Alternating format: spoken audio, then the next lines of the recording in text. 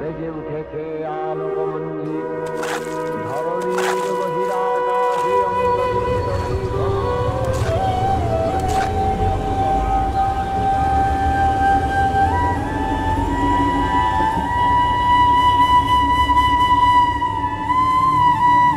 বাকিদের জন্যে এটা মূর্তি, কিন্তু আমাদের কাছে মা, মা জননী, জন্মদাতা মা দুর্গা।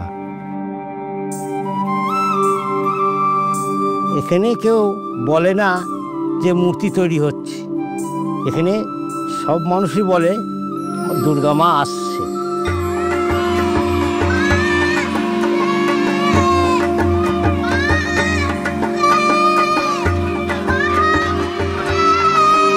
ছোট থেকেই এই কাজের ওপর ঝোঁক ছিল বা ন্যাক ছিল, যার জন্য আমি এই কাজে ইনভলভ হয়ে গেছিলাম।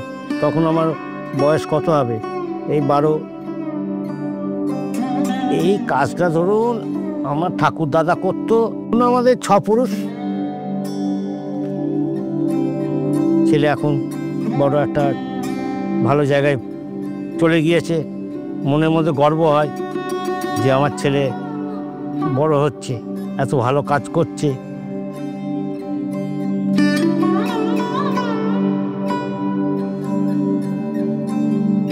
বাবা বলেছিলেন যে এই কাজটা হচ্ছে বংশ পরম্পর, যে তোমাকেই এই কাজটা এগিয়ে নিয়ে যেতে হবে।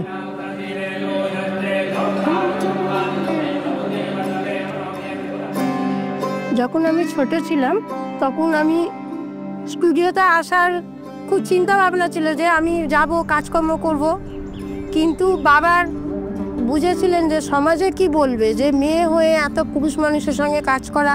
সেই জন্য বাবা জানতেন আমার ইচ্ছা আছে, কিন্তু আনতে পারেননি। কিন্তু 94 সালে বাবা যখন অসুস্থ হয়ে গেলেন দুর্গাপুজোর আগে, তখন বাবা আমাকে বলেছিলেন যে তুমি স্টুডিওতে যাও, কাজকর্ম করো, তবেই তুমি একটা বিজনেস চালাতে পারবে। আমার নিজস্ব কেউ ছিল না এখানে, তখন আমি দেখে দেখে শিখেছি। আমার সবই একচালির প্রতিমা, সাবেকি। আমার মাকে যেমনি আমি যত্ন করি, আর এই মাকেও আমি একইভাবে দেখি। যতদিন আমাদের কাছে থাকে মা, তখনই কিন্তু আমি ভাবি না এটা মাটির ঠাকুর, এটা আসল মায়ের একটা রূপ ধারণ হয়ে যায়। আমরা মা দুর্গাকে সাধারণত নিজের ঘরের মেয়ের মতো করে তৈরি করি। এই ঐতিহ্য মানে টিকিয়ে রাখার একটা দরকার, যে কারণে পূর্বপুরুষরা ধরে এই পেশায় এসেছিলেন, সেই জিনিসটা আমি যাতে ধরে রাখি, আমার এইটা এখন সম্পূর্ণ মানে ইচ্ছা বা চেষ্টা। আমি এই কাজের সাথে যুক্ত 2008 থেকে। আমার বাবা ঠাকুরদাদা এই কাজের সাথে বহু বছর ধরে যুক্ত। তখন আমাদের কাজের ধারাটা ছিল সাবেকি ঠাকুর। আমি এই কাজের ধারাটাকে 2012 থেকে চেঞ্জ করেছি, থিমের জগতে পা দিই, এবং 2022 থেকে একদম ফুল ফর্মে থিমের কাজের সাথে যুক্ত।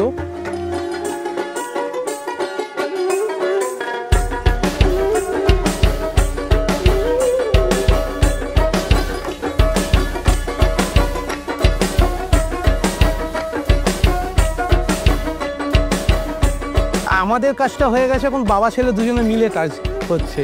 তো একদম একটা জেনারেশন আর একটা নিউ জেনারেশন দুজনের মেল বন্ডিং এখন কাজ চলছে আমাদের।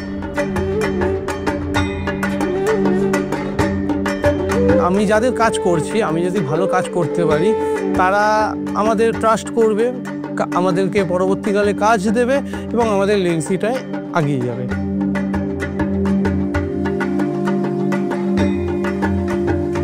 মায়ের কাছে কোনো বংশের বা নারী পুরুষের কোনো ভেদাভেদ নেই। আমাদের এই হাত বোনাই ভক্তির প্রতীক। এই কাজটা জোর করে করার মতো না, এই কাজটা ভালোবাসা দিয়ে করার।